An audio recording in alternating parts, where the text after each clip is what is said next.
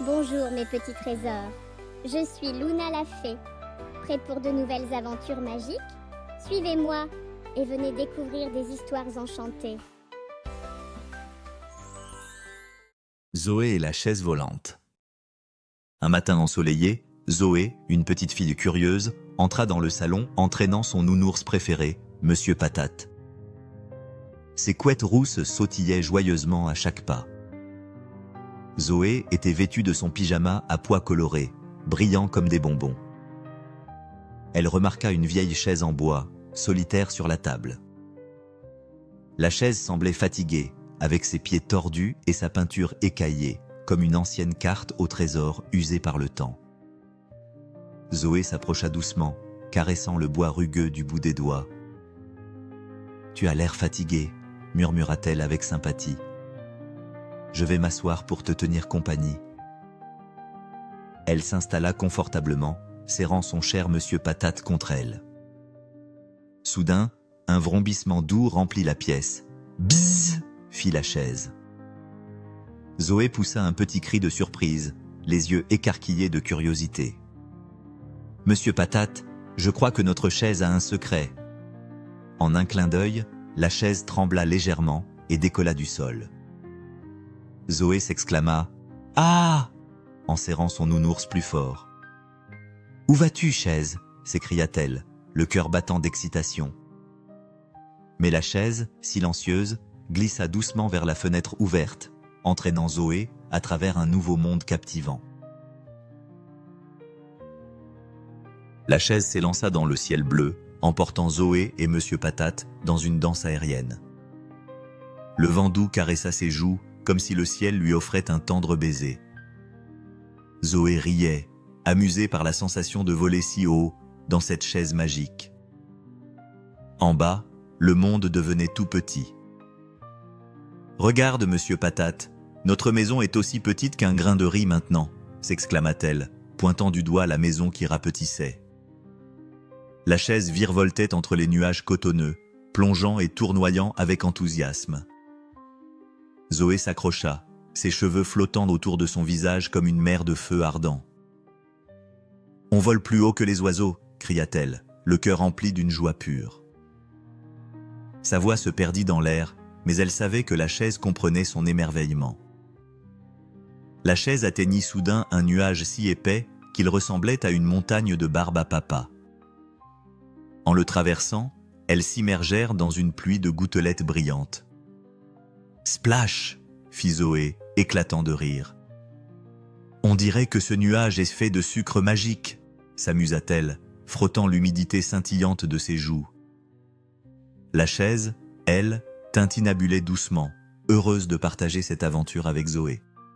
Après avoir dansé parmi les nuages, la chaise bifurqua vers un immense arbre. Entre les branches, Zoé aperçut des écureuils qui s'amusaient à faire voler des cerfs volants. L'un d'eux, Milo, un petit écureuil aux yeux malicieux, brandissait une ficelle rouge.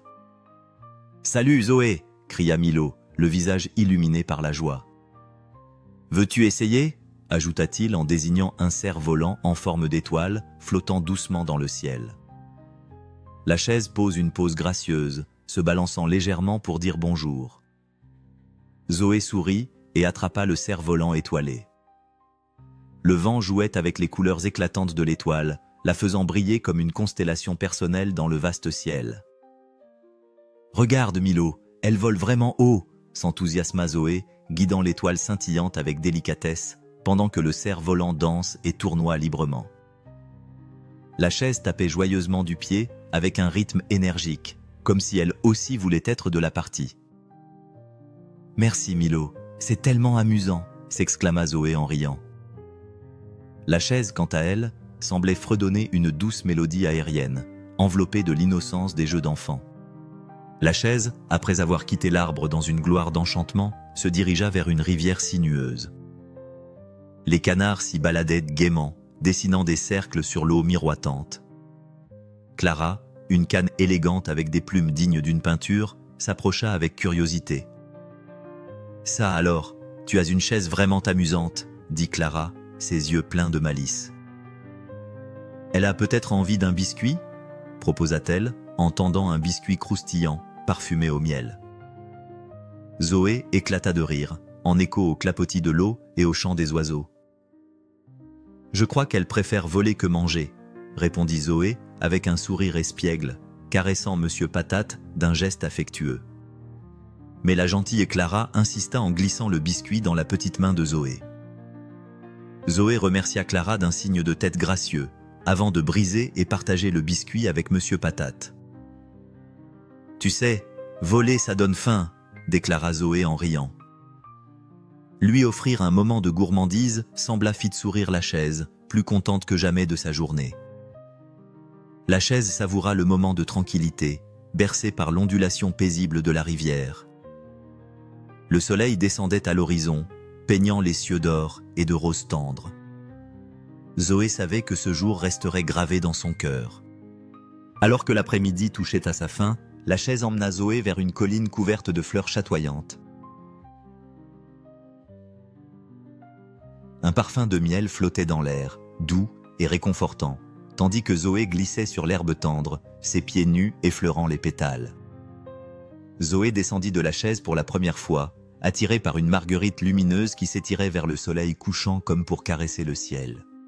« Merci chaise, c'était la meilleure journée de ma vie », déclara Zoé en la remerciant de tout cœur, embrassant chaque instant vécu. La chaise vibra doucement, une mélodie silencieuse de gratitude et de complicité. Ensemble, elles avaient conquis les cieux et partagé des rires amis. Zoé ramassa la marguerite avec délicatesse, l'incluant dans ses souvenirs les plus chers. Tandis qu'elle caressait le dossier patiné, un sentiment de plénitude l'envahissait. Les fleurs ondulaient doucement, mues par une brise câline, et Zoé embrassa l'air du soir, emplissant ses poumons d'arômes fleuris et chaleureux. Chaque souffle portait l'écho des aventures vécues, une symphonie de découvertes qui percutait tendrement son cœur. Enfin, la chaise magique ramena Zoé chez elle, juste avant le dîner. Elle se posa gracilement dans le salon, exactement à l'endroit où elle avait décollé le matin même. Zoé descendit avec un pas léger, le sourire aux lèvres, et caressa le bois de la chaise une dernière fois. « À demain, chaise », lança-t-elle en reprenant Monsieur Patate dans ses bras, lui offrant un clin d'œil amusé en guise d'adieu. La chaise ne bougea plus, mais Zoé crut voir un léger clignement, comme une étoile dans le ciel nocturne, un complice secret gardé à jamais. Plus tard, autour de la table, Zoé raconta toute son aventure à ses parents, chaque détail colorant ses mots de magie. La soupe fumante entre les mains, papa et maman rirent de bon cœur. « Quelle imagination débordante, ma chère Zoé !» s'exclamèrent-ils ensemble. Cependant, seule Zoé savait que ce n'était pas simplement un rêve féerique. Dans le coin du salon, la vieille chaise reposait avec un sourire invisible, prête pour d'autres voyages fantastiques.